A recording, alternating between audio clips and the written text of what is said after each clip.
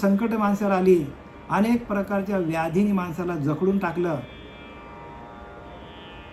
तर आलेल्या दुःखातून माणसाला वैराग्य निर्माण होतो आणि दुःख वाढत वाढत गेले दुःख वाढत वाढत गेला माणसाचा की त्याच्या पिंडामध्ये विवेक तयार होतो. असं विवेक तयार होत नाही बरं का, कारण माणसाला ठेच लागल्याशिवाय माणूस शहाणा होत नाही. जोपर्यंत माणसाला ठेच लागत नाही तोपर्यंत माणूस शहाणा होत नाही. तसं माणसाला, प्रत्येक माणसाला जोपर्यंत संसारामध्ये, प्रपंचामध्ये जोपर्यंत अडचणी येत नाही, माणसाला आलेल्या अडचणी माणसाला भगवंताच्या वाटेकडे लावतात आणि भगवंताच्या वाटेला एकदा माणूस लागला की त्याच्याकडे विवेक आपोआपच प्रगट होतो. आणि म्हणून इथं काय सांग, जेवी का अखंड हरलीशी छाया जडली शे रूपाशी. रूपाला छाया चिटकूनच आहे, पै रूप न बैसे निज छायाशी. परंतु रूपाचा आणि छायेचा काही संबंध नाही. तसं माझ्या कुटुंबाचा आणि माझा मी काहीही संबंध ठेवलेला नाही, असं तो कृपण ब्राह्मण सांगतो. जेवी तारुण्य ये देहापाशी, तेने तारुण्य ये देहो मुसमुशी. जसं तारुण्य आलं देहामध्ये की मनुष्य कसं करतो, मुसमुस करतो माणूस. ते तारुण्य काय करतो, माणसाला नको त्या गोष्टीकडे नेतो, नको ते करायला लावतो तारुण्य.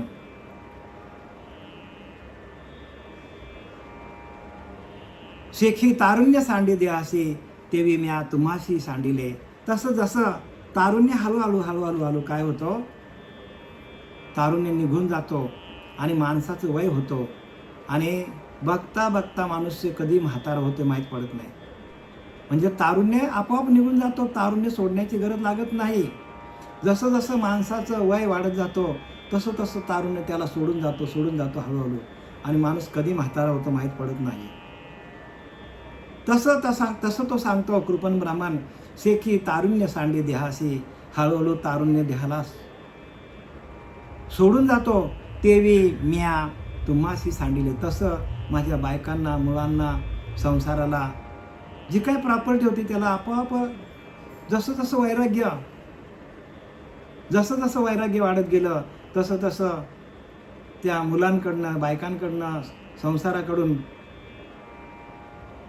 नातेवाईकांकडून संपूर्ण दुर्लक्ष झालं. जसं तारुण्य कधी सोडून जातो माहीत पडत नाही, म्हातारा माणूस कधी होतं माहीत पडत नाही, तसं मी काय केलं, आपोआपच ह्या बायका मुलांना काय केलं, सोडून दिलं. असं तो कृपण ब्राह्मण सांगतो. स्वतःची कथा सांगतो बरं का तो. त्याला स्वतःला आलेले अनुभव सांगतो तो. आणि म्हणून माणसाला अनुभव यायला पाहिजे, आणि अनुभवासाठी प्रपंच आहे. प्रपंच खाऊन पिऊन मस्त राहण्यासाठी नाही. प्रपंच कशासाठी आहे, अनुभवासाठी आहे. आणि तो अनुभव आपल्याला प्रत्येकाला येत असतो. प्रत्येकाला, प्रपंचातल्या प्रत्येक माणसाला अनुभव येतो, पण तो त्याच्याकडे दुर्लक्ष करतो. प्रत्येकाला बरं का, अगदी भगवंताचा अनुभव पण येत असतो, पण त्याच्याकडे पण माणसाचा दुर्लक्ष होतो. पण तो कधी आपल्या लक्षात येतो की एकाच वेळेला अनेक संकट आली आणि आपली फसगत झाली सगळ्या बाजूंनी, मग आपल्याला देवाचं नामस्मरण आठवतं. तोपर्यंत देवाचं नामस्मरण आठवत नाही. जसं द्रौपदीला वाटलं की माझे 5 नवरे आहेत, पितामह भीष्म आहे, असं तिला वाटलं. तिचा भ्रम झाला की सगळे माझ्या मदतीला धावून येतील. पण जेव्हा कोणीच मदतीला धावून आले नाही तेव्हा तिने हात वरती केलेले आहेत. पहिला तिला स्वतःच्या देहावर भरोसा होता, स्वतःच्या नातेवाईकांवर भरोसा होता. पितामह भीष्म एवढा मोठा होता त्यांच्या कुटुंबामध्ये, श्रेष्ठ आणि ज्येष्ठ, पण तोही धावून आला नाही. मग शेवटीला तिने भगवंताला हाक मारलेली आहे. कधी हाक मारली, तसा माणूस काय करतो, स्वतःची ताकद लावतो, स्वतःची शक्ती लावतो बाहेर पडण्यासाठी दुःखातून. पण ज्या वेळेला कुठल्याच बाजूने त्याला आशा दिसत नाही त्यावेळेला तो काय करतो, भगवंताला हाक मारतो, तसं ह्या माणसाचं झालेलं आहे. कोणाचं? ह्या कृपण ब्राह्मणाचं झालेलं आहे. आणि तो आपले स्वतःचे अनुभव आपल्याला सांगत आहे. वनी वसंताचे रिगवन, वनश्री शोभा मिरवी तेने, तो वसंतू जेवी सांडी वने, तेवी म्या सांडिले अहम ममता. वनी वसंताच्या अंगवन रिगवन, वनामध्ये ज्या वेळेला वसंत ऋतू येतो, वसंत ऋतू आला की सगळीकडे वन बहरून जातो. फुलं येतात, पानं येतात, अगदी सुगंध येतात, भोवरे येतात त्याच्यावर. भोवरे पण धावत धावत येतात आणि त्या फुलांवर काय करतात? बसतात. वसंत आल्यावर, जोपर्यंत वसंत येत नाही, वसंत ऋतू, तोपर्यंत झाडांना पालवी येत नाही. पण एकदा का वसंत आला, वनश्री शोभा मिरवी, तर वनामध्ये शोभा मिरवली जाते. शोभा येते वनाला. वनाला काय येते? हिरवगार दिसतो, जिकडे तिकडे फुलांनी बहरलेला असं वन दिसतो. तो वसंत जेवी सांडे वनी, आणि तो वसंत जेव्हा वनातून निघून जातो तेव्हा सगळीकडे शुष्क होतं वन. तेवी म्या सांडिले अहम ममता, तसं मी माझ्या संसारातून अहंता, ममता सगळं टाकून दिलं सगळं. तसं माझा संसार कसा होता? मुलांनी, बायको, मुलं, प्रपंच सगळा भरलेला होता. नातेवाईक, पैसा, धन, दौलत सगळा होता. पण माझं सगळं गेलं तेव्हा मला भगवंताचं भजन आठवलं. तोपर्यंत भगवंताचं भजन माणसाला आठवत नाही बरं का. समर्थ सांगतात की ना, जो संसार दुखावला, तोच एक अधिकारी झाला परमार्थाशी. तोच परमार्थ करू शकतो. संसार तापे तापलो देवा, करिता सेवा कुटुंबाची, म्हणून तुझे आठवले पाय, यग माझे माय पांडुरंग. म्हणजे संसारामध्ये ताप, दुःख, कष्ट आले तरच भगवंताचं नामस्मरण होतो. आणि भगवंतच आपल्याला ताप, दुःख, कष्ट या शरीराला, या देहाला आणून देतो का? तर भगवंत अरे म्हणतो, मी तुझी सगळी सेवा करतो, तुझ्या आतमध्ये मी बसलोय, तुझी सगळी सेवा मीच करतो. मला सांगा, भगवंतच आपली सेवा करतो की नाही? आपण खालीलो कोण पचवतो? भगवंत पचवतो. आपल्याला दाखवतो कोण? आपल्याला ऐकवतो कोण? आपल्याला पायाने चालवतो कोण? आपल्या हातातून कामं करून कोण घेतो? तो परमात्मा आपल्या आतमध्ये आहे म्हणून आपली कामं होतात. तो आपल्याला सोडून गेलो तर मग तो आपल्याला सगळी कामं तोच करतो, आपण करत नाही. पण आपल्याला गर्व होतो. मग एक दिवशी भगवंत आपल्याला कुठेतरी हळूच काय करतो? हळूच कुठेतरी आपल्याला दुःख देतो, पण तरी आपलं लक्ष जात नाही. मग अनेक संकट आणतो. अरे बघ बाबा, मी तुझ्या आतमध्येच आहे. पण तरी पण माणूस काय ऐकत नाही. शेवटपर्यंत माणसाला कळत नाही की आपल्याला चालवणारा भगवंत आपल्या आतमध्ये आहे. आपला अंतरीचा अंतरात्मा आपल्याला चालवतो. युगानुयुगे एकलाच एक चालवितो तिन्ही लोक. ते तिन्ही लोकांना तोच चालवतो. मृत्यूलोक, पाताळलोक, स्वर्गलोक, सगळ्या लोकांमध्ये तोच एकच आहे. एकच सर्वा घटी राम, देहादेह एक. सगळ्यांना चालवणारा एकच अंतरीचा अंतरात्मा आहे. पण त्याचीच ओळख तोच करून घेण्यासाठी तोच आपल्यावर काय आणत असतो? आपल्यावर प्रसंग आणत असतो. आणि तो काय करतो? प्रसंग आणल्यामुळे आपल्याला अनेक व्याधी लागतात, अनेक दुःख होतो. आणि मग दुःख बांधवडी आहे हा संसार, असं त्याला वाटतं की हा संसार दुःखाने बांधलेला आहे. संसार दुःखमुळं लागती दुःखाचे इंगळ, विश्रांती नाही कोठे, रात्रंदिवस तळमळ करतो माणूस. आणि मग माणूस भगवंताच्या भजनाला लागतो. म्हणून भगवंतानेच काय केलेलं असतं? भगवंतानेच आपल्याला ताप, दुःख, कष्ट आणून देतो. आणि मग माणूस भगवंताच्या म्हणजे भगवंताची कृपा झाली आहे. तुमच्या आमच्या सगळ्यांवर भगवंताची कृपा झालेली आहे. म्हणून आपण या श्रवण भक्तीला येतो. आपण नाम घेतलाय, अनुग्रह घेतलाय, ध्यान करतो. भगवंताची कृपा आहे म्हणून. अगा सूर्योदय झालिया, सूर्य सूर्याचे पहा धनंजया, तैसे माते मिया जाणावया मीच हेतू. ज्ञानवरा सांगतात, अगा सूर्योदय झालिया, सूर्य सूर्याची पहावा धनंजया. अरे धनंजया, अरे अर्जुना, सूर्याच्या प्रकाशातच सूर्याला बघता येतो. तसं भगवंत आपल्याला दुःख देतो, कशासाठी? आपल्या आतमध्ये असलेला आत्मप्रकाश, त्या आत्मप्रकाशाच्या माध्यमातून भगवंताला बघता येतो. आपल्याला असं बघता येत नाही बरं का, स्थूलदृष्टीने नाही बघता येत, सूक्ष्म व्हावा लागतो. आणि आपण सूक्ष्म व्हावा म्हणून भगवंत आपल्या देहाला ताप दुःख कष्ट देत असतो. नाहीतर आपण ही इंद्रिय सगळी बाहेर जातात, संपूर्ण इंद्रिय आपली बाहेर जातात. पण तीच सर्व इंद्रिय बाहेर पण सगळीकडे त्यांना दुःखच दिसायला सुरुवात होतो. मग तो तसा गुरु, त्याला भगवंत कृपा करतो आणि तसा गुरु त्याला मिळतो. आणि तसा गुरु मिळाल्यावर मनुष्य काय करतो? आतमध्ये येतो, अंतर्मुख होतो. आणि अंतर्मुख झाल्यानंतर त्याला त्या भगवंताची अनुभूती येते. आणि ही सगळी भगवंताचीच करणे बरं का. सकळ करणे जगदीशाचे, कवित्व काय माणसाचे, ऐशे अप्रमाण बोलण्याचे काय वेचे. सकळ करणे जगदीशाचे. बघा, संपूर्ण जे काय करतो तो जगाला चालवणारा ईश्वर आहे. तोच आपल्या ह्या देहरूपी जगाला तोच चालवतो. कवित्व काय माणसं, आपण काय करतो? आपली कविता आपण मांडतो, आपली शायनिंग आपण मांडतो लोकांसमोर. पण नाही ना, तोच आपल्याला बोलवतो. कोकिला मंजूळ गाये, परंतु बोलविणारा धनी तो वेगळाच असल्यानं तो आपल्या आतमध्ये आहे. आणि तो आपल्याला प्रत्येक क्षणाला आपल्याला तो जाणीव करून देत असतो. तो वस्तूशी जेवी सांडीवने तेवी म्या सांडिले अहम. जसा ऋतू येतो वसंत ऋतू, आणि तो वसंत ऋतू गेल्यानंतर सगळं झाडांची पालं फुलं सगळं काय करतो? सुकवून टाकतो आणि खाली पाडतो वसंत ऋतू गेल्यावर. तसं मी काय केलं? माझी जी अहंता होती, ममता होती प्रपंचावर, ती सगळी मी काढून टाकली. असं तो सांगतो, स्वतः सांगतो बरं का. स्वतःचे अनुभव म्हणजे कोणाचे अनुभव आहेत? तुमचे आमचे अनुभव ते. हे त्या कृपण ब्राह्मणाचे नाही, तुमचे आमचे अनुभव ते. बघा, तुम्ही विचार करा आतमध्ये. ए नरा आत बघ जरा, जीवा खरा नव्हे ही माया. ही सगळी माया आहे हो. तू ब्रह्मदर्पणी काय लिहिलंय की हे नरा आत बघ जरा, आत बघ जरा, आतमध्ये बघा. आपण आपल्याला आतमध्ये बघण्यासाठी आपल्याला भगवंताने ताप दुःख कष्ट दिलेले आहेत. आणि ते ताप दुःख कष्ट आपल्याला आले तरच आपण आतमध्ये बघतो, नाही तर आपण बाहेरच जातो.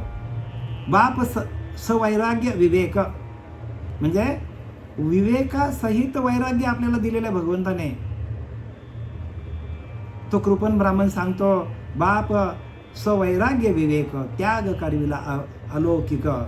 वैराग्य, विवेकासहित वैराग्य माझ्याकडे आलं म्हणून मी काय केलं? सगळ्या गोष्टींचा त्याग केला. अलौकिक माणूस लौकिकामध्ये जास्त जातो. आणि ज्या वेळेला माणसाकडे विवेक निर्माण होतो, वैराग्य निर्माण होतो, प्रपंचामध्ये अनेक प्रकारची ताप दुःख कष्ट सहन करतो, त्यावेळेला हे ज्ञान होतो. तुमचं आमचं तेच झालं. अनेक प्रकारचे व्याधी माणसाला त्रस्त करतात, अनेक प्रकारचे संसारामध्ये अडचणी आहेत. आणि त्या अडचणींना मात करता करता आपली नाकी नव येतो. आणि मग आपण भगवंता तुझ्याशिवाय कोण नाही असं आपण बोलतो. त्यावेळेला आपल्याला भगवंताची आठवण पडतो. म्हणून काय लिहिलंय की बालपण काय केलंय? बालपण माणसाचा खेळण्यामध्ये जातो. तारुण्य अवघेची वेचीले विषयांकडे, तारुण्य विषयांमध्ये जातो. बालपण नेमकेपणी गेले, तारुण्य अवघेची वेचीले विषयांकडे, विषयांमध्ये जातो तारुण्य. आणि वृद्धपणी नाना रोग. वृद्धपण आलं की माणसाला अनेक प्रकारचे व्याधी त्रास देतात. भोगणे लागे कर्म भोग म्हणजे कर्माची बिले येतात म्हातारपणी. मग भगवंताचा योग कोणी काले? मग भगवंताचा योग कोणी केला? भगवंत कुठे आहे? भगवंताचा नामस्मरण केलाच नाही. म्हणून ज्या जया नाही अनुताप हे त्याचे पूर्व पाप, क्षणाक्षणा विक्षेप पराधिकपणे समर्थ सांगतात. अनुताप यायला पाहिजे. हळूहळू का होईना आपल्याला दुःख या देहाला आलं तर दुःख, जर शरीराला दुःख आलं तर माणूस भजनाच्या मार्गाला लागतो.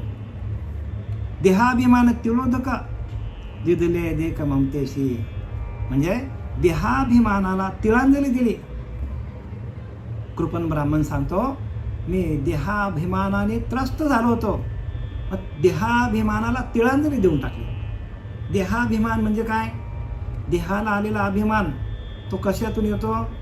तर आपल्या मनाकडे विषय, कुठे आपल्या इंद्रियांकडे विषय नाही बरं का, आपल्या मनाकडे विषय आहेत. मनाच्याही पलीकडं तो भगवंत आहे आणि मनाकडे विषय दडी मारून बसलेले आहेत. मन हा शरीराचा राजा आहे आणि त्या मनाकडे काय करतात? इंद्रियांकडे विषय नाहीत, मनाकडे विषय आहेत. इंद्रियांनी मनाकडे विषय येतात आणि इंद्रिय त्या दिशेला धाव घ्यायला सुरुवात करतो. पण मनच जर भगवंताच्या नामस्मरणामध्ये असेल तर मनच काय करतो? मनच आपल्याला सार काय आसार काय ते आपल्याला सांगतं. पण त्याच मनाला, तोच मन जर भगवंताच्या भजनामध्ये तल्लीन झाला, तल्लीन बरं का, साध्या भजनामध्ये होत नाही, संपूर्ण देहाच्या निरसने पाविजे या ठाया, देहाच्या निरसने पाविजे या ठाया. माझी ऐशी काया, माझी ऐशी काया जव नव्हे, माझी ऐशी काया जव नव्हे, देहाच्या निरसने पाविजे या ठाया. ज्यावेळेला आपला देहाचा पूर्णपणे विसर पडेल त्यावेळेला आपल्याला त्या भगवंताच्या चिंतनामध्ये, भगवंताच्या नामस्मरणामध्ये, भगवंताच्या ठाई आपण एकरूप होतो. आणि तसं या कृपण ब्राह्मणाचं झालं आणि आपलं पण तसंच होतं. पण आपल्याला माहीत नव्हतं, म्हणून आपल्याला ह्या नाथबाबांनी आपल्याला दाखवलं. म्हणून ग्रंथ हेच आपले गुरु आहेत. ग्रंथाला सोडू नका. ग्रंथ कोण आहेत? आपले गुरु आहेत. आपले गुरु जो काय असतील तो गुरु कराच, त्या गुरुने दिलेली उपासना कराच. पण त्याच्या जोडीला आपल्याला ग्रंथामध्ये संतांनी काय लिहिलेलं आहे, संतांनी भांडवल भरून ठेवलं आहे. याच्यामध्ये भांडार गृहस्थी भरली, पण किल्ली आहे आडकिल्ली. किल्ली कोणाकडे? तुका म्हणे किल्ली संता हाते दिली. संतांच्या हातामध्ये किल्ली दिलेली आहे आणि संतच आपले देव आहेत. दिदले देख ममतेशी. आणि मी काय केलं? देहाचा अभिमान टाकून दिल्या. आपण प्रत्येकाने देहाचा अभिमान आहे प्रत्येकाला. आणि म्हणून मी कालचा पण तुम्हाला विषय मांडला, तो अभिमानावरच मांडला बरं का. आणि एकदा का अभिमान गेला, तुका म्हणे देव झाला. तो अभिमानच काय करतो माणसाला? अभिमानच काय करतो?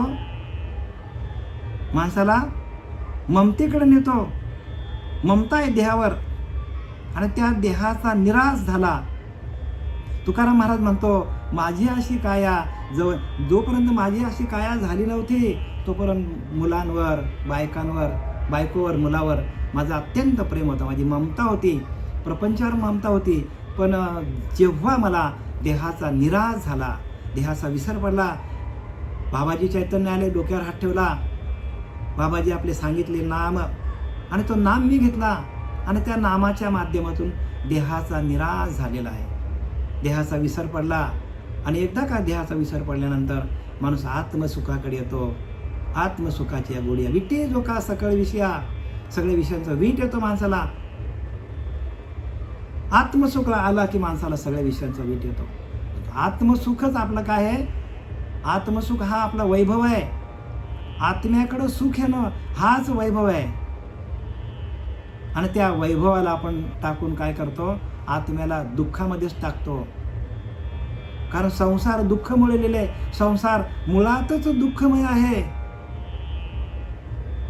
संसार कसा आहे? मुळातच दुःख आहे. जेवी भ्रष्ट लिया पुत्राशी, पिता घटस्फोट त्यागी त्याशी, तेवी त्यागुणी देहाभिमानाशी स्वय संन्याशी तो झाला. बघा आता संन्यासी कसा झाला? जेवी भ्रष्ट लिया पुत्राशी, हे आपले मुलं बालं जे आहेत ते आपल्यापासनं भ्रष्ट झालेले आहेत. जेवी भ्रष्ट लिया पुत्राशी, पिता घटस्फोट त्यागी त्याचे. पिता काय करतो? मुलाबाळांचा त्याग करतो. एखादा मुलगा वात्रट निघाला, डकायती निघाला, खुनी निघाला, भांडखोर निघाला, सगळ्या समाजाला त्रास द्यायला लागला, तर पिता काय करतो? त्याचा त्याग करून देतो. घटस्फोट म्हणजे त्याग. त्यागी त्याशी देवी, त्यागुने देहाभिमानाशी स्वये संन्यासी तो झाला. तसं देहाभिमानच प्रत्येक गोष्टीला अडवायचो. आपल्या देहाकडे असलेला अभिमान काय करतो? माणसाला, देहाभिमानच माणसाला भगवंतापासून लांब नेतो, भगवंतापासून लांब नेतो. आणि तो देहाभिमानच माणसाला रसातळाला घेऊन जातो. म्हणून तुकाराम महाराज म्हणतात, अभिमान गेला तुका म्हणे देव झाला हो तुम्हीच देवात, पण तुमचा अभिमान तुम्हाला आडवा येतो. प्रत्येक माणसाचा अभिमानच माणसाला आडवा येतो. आणि म्हणून एवढा रंगवलं त्यांनी. बघा किती 480 ओव्या लिहिल्या नाथबाबांनी. कशासाठी लिहिल्या? की तुमच्या आमच्याकडं येणारा अभिमान गलित गात्र व्हावा, निघून जावा, अभिमानाचा त्याग करा. देहाभिमान हाच माणसाला अधोगतीला नेतो. मग तो कुठून येईल काय स्वतःलाच कळत नाही हो. स्वतःलाच कळत नाही की आपल्याकडे अभिमान आलेला आहे, आणि त्या अभिमानामध्येच तो उड्या मारतो. पण त्याला स्वतःलाच कळत नाही की मला अभिमानाने आंधळा केलेला आहे. आणि माणसाला आंधळा करणारा शरीरामध्ये एकमेव घटक असेल तर तो म्हणजे अभिमान. आणि त्याच्याकडं प्रत्येक साधकाने जास्तीत जास्त लक्ष घाला की आपल्याला जराही अभिमान येता कामा नये. म्हणून अभिमानाने नाडला तुका म्हणे वाया गेला. स्वये संन्यासी तो झाला. म्हणजे देहाभिमान टाकल्या संन्यासी होतो माणूस. संन्यासी म्हणजे भगवे कपडे घालणे नाही. संन्यासी म्हणजे मोठ्या मोठ्या गळ्यात माळा घालणे नाही, पगडी बांधणे नाही. संन्यासी म्हणजे काय? अभिमान टाकणे. कुठल्याही गोष्टीचा अभिमान माणसाला येतो कामा नये. कोणाला साधनेचा अभिमान येतो, कोणाला ज्ञानाचा येतो, कोणाला सौंदर्याचा येतो. असे अनेक प्रकारचे अभिमान आहेत. आणि ते अभिमान त्यांनी टाकून दिलेले आहेत. आणि तो संन्यासी झाला. म्हणजे अभिमान टाकला की माणूस संन्यासी होतो. नाथबाबा सांगतात हे काय प्रकार आहे? मग आपण अभिमान टाकायला पाहिजे. काय टाकायला पाहिजे? अभिमान टाकायला पाहिजे. गर्व माणसाला नको व्हायला पाहिजे. जेविका ये फळ परिपाकाते, सांडी जन्मल्या निज देहाते, देह न धरी त्या फळाते, फळ देठाते धरीना. जेविका ये फळ परिपाकाते. जसं एखाद्या झाडाला फळ येतो आणि तो पिकला जातो बरं का. फळ काय करतो? पिकला जातो. आणि एखाद्या झाडाचा फळ जर परिपक्व झाला, सांडी जन्मल्या निज देहाते, तर त्या फळाला जो देठ असतो तो देठ आपोआप सोडून देतो आणि त्या फळाला खाली सोडून देतो. जेविका ये फळ परिपाकाते, सांडी जन्मल्या निज देहाते, देठ न धरी त्या फळाते, फळ देठाते धरीना. आणि देठ पण त्या फळाला धरून ठेवत नाही आणि फळ पण त्या देठाला धरून ठेवत नाही. तसं मी काय केलं? माझ्याकडे विवेक आणि वैराग्य आलं. अनेक संकटातून माझ्याकडे विवेक निर्माण झाला. आणि मी काय केलं? मी पण त्या मुलांना म्हणजे प्रपंचाचा त्याग केला आणि त्यांनीही माझा त्याग केला. बरं झालं देवा, निघालं दिवालं. बरं, या दुष्काळी पिढा गेली. अनुतापे तुझे राहिले चिंतन, झाला हा संसार वमन. उलटीसारखा वाटायला लागला. आणि अनुतापे तुझे राहिले चिंतन, झाला हा वमन संसार उलटीसारखा वाटायला लागला. तुकोबाऱ्या सांगतात तसं आपल्याला तुकोबाऱ्यांचा जो काय अनुभव आहे तोच अनुभव आपल्याला यायला पाहिजे, तरच आपल्याला परमार्थाची प्राप्ती आहे. परमार्थ कुठे लांब जायचं नाही बरं का, आपल्या जवळच सगळा. पण सगळा आपल्याला शहाणा तो धनी घेतो येथे. शहाणा बनावं, प्रत्येकाने शहाणा व्हा. संसारे असावे आसुनी नसावे. जैसे पद्मपत्र जळामध्ये, जसं एखाद्या पद्मपत्र म्हणजे त्या कमळाचं पान कशामध्ये आहे? पाण्यामध्ये असतो अखंड, पण तो पाणी अजिबात अंगाला लागून घेत नाही. तसं आपण संसारी असावे, आसुनी नसावे. राहा संसारामध्ये राहा, पण नसल्यासारखं राहा. नसल्यासारखं म्हणजे काय? टाकून द्यायचं का? अजिबात नाही. सगळ्यांना उत्तम प्रकारे सगळ्यांचं पालनपोषण करायचं आणि त्यांना जे काय लागेल ते सगळ्या गोष्टी द्यायच्या आपण. आणि आपण भजनामध्ये, भजनानंदामध्ये जायचं, कारण भजनच आपल्याला तारेल. भजन काय करतो? आपली भक्ती सदृढ करतो आणि भजनच आपल्याला भगवंतापर्यंत पोहोचवतो. भजन आपला नसेल तर मग आपण प्रपंचामध्ये अडकतो. भजन केला की आपल्या आत्मसुखाची गोडी लागते आणि आत्मसुख आपल्या आतमध्ये आला की आपल्याला, आपण संसारामध्ये राहतो पण आत्मसुखामध्ये जातो. आत्मसुखाच्या गोडिया विटे जो का सकळी. ज्यांच्याकडे इंद्रिय माणूस नाही, इंद्रियांना माणूस देत नाही माणूस. मनाची चाडणं सांगे, प्रकृतीचे केले नगे, श्रद्धेची संभोगे सुखिया झाला. तया चितेची गिवस तुझे ज्ञान पावे निश्चित. जयामध्ये अचुंबित शांती असे. अचुंबित शांती आपल्याला शोधत येतो भजनानंदामध्ये. ते ज्ञान हृदय प्रतिष्ठे. मग शांतीचा अंकुर कुठे? बघा, शांतीचा अंकुर तुमच्या आतमध्ये तयार होतो भजनानंदामध्ये गेल्यावर. मग विस्तार भाऊ प्रगटे आत्मबोधाचा. मग आपल्याला आत्मबोध तयार होतो, आपण बोधावर आरूढ होतो. सोपा आहे हो परमार्थ, पण आपण प्रपंचाला जास्त धरलाय आणि परमार्थ आपला कमी आहे. परमार्थ वाढला पाहिजे, प्रपंच आपोआप कमी होईल. आपोआपच कमी होईल. प्रपंच कमी करायची गरज नाही, तो आपोआपच होणार आहे. फक्त आपला आत्मसुख वाढला पाहिजे, आत्मानंदामध्ये जायला पाहिजे, आपलं भजन व्हायला पाहिजे. श्री श्रीपाद बाबा, रामदास नारायण बाबा, पांडुरंग देवेकर बाबा यांनी आपल्याला जो काही नाम दिलेला आहे त्या नामाच्या चिंतनामध्ये राहून आपण भगवंताचं भजन करायला पाहिजे. झालेली सेवा आपली सच्चिदानंद श्रीपाद बाबा, रामदास नारायण बाबा, नाना पांडुरंग देवेकर बाबा यांच्या आचरणी समर्पित करत आहे. पुंडलिकावर दे हरी विठ्ठल श्री ज्ञानदेव तुकाराम, पंढरीनाथ भगवान की जय. माऊली ज्ञानेश्वर महाराज, जगद्गुरु तुकाराम महाराज, शांती ब्रह्म एकनाथ महाराज, अवधूत चिंतन श्री गुरुदेव दत्त. जय रे देवा, जय रे सगळ्यांना. मला रे बाबा, कुठे होते तुम्ही? होते कुठे तुम्ही? हॅलो,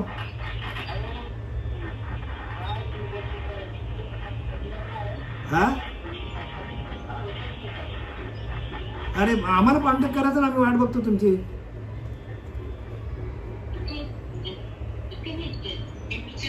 चला, आता कोण बोलता? मला रे बाबा बोला.